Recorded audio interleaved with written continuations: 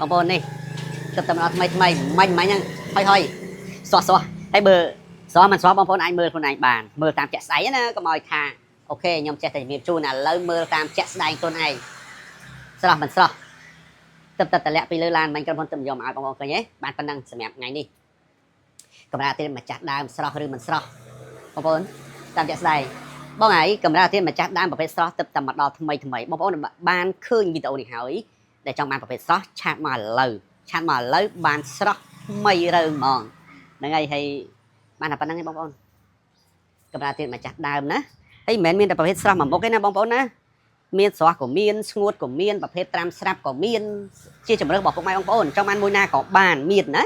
អ្នកជូនស្រស់ស្ងួតត្រាំស្រាប់5លីត្រ10លីត្រមានទាំងអស់បងប្អូនត្រូវការមួយណាក៏បាននៅមានបងប្អូនខ្លះលោកអត់ដឹងទេអត់ដឹងថាកម្រាលទៀននឹងជួយបានអីវ៉ៃស្មានតែជួយបានតែកម្រើកក្រៅពីកម្រើកជួយមិនបានអត់ទេបច្ចៈជូនកម្រើកត្រៀតជួយបានច្រើនក្រៅតែពីផ្លូវភេទនិយាយចេះចោះ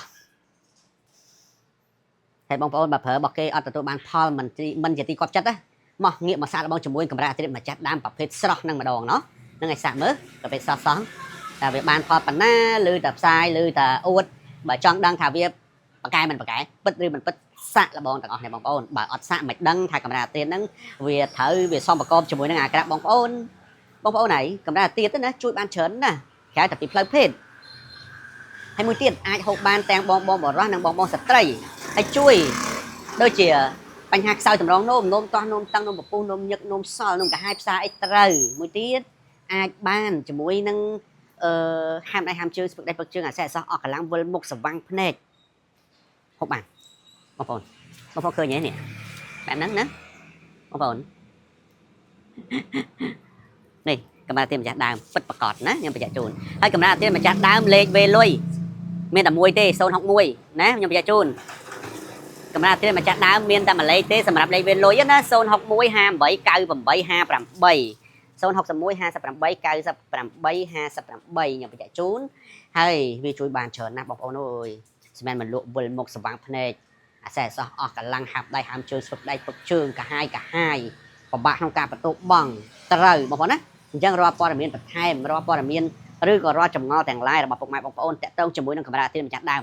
ឆាប់ទេមកលើឃើញវីដេអូនេះហើយទេមកលើតាមរយៈវីដេអូនេះតាមរយៈលេខទូរស័ព្ទដែលមាននៅក្នុងវីដេអូនេះស្រាប់ឬក៏ឆាតចូល page ក៏បាន